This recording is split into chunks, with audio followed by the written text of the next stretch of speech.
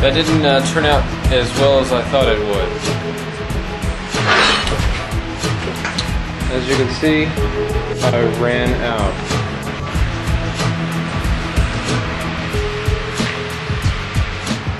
Everything has a white tint in here, even the camera. Maybe I should do this outside because it clings onto everything, the epoxy appliance paint.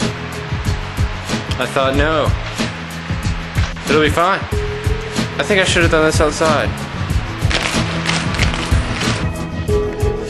I think I accidentally made a couple marks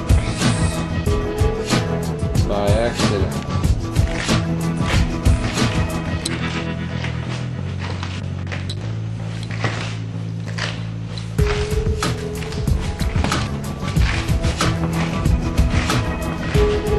Looks okay though, except for a couple of these. The fact that I ran out of paint, I kind of messed the fan up a little bit. This will be black. So that's it for today.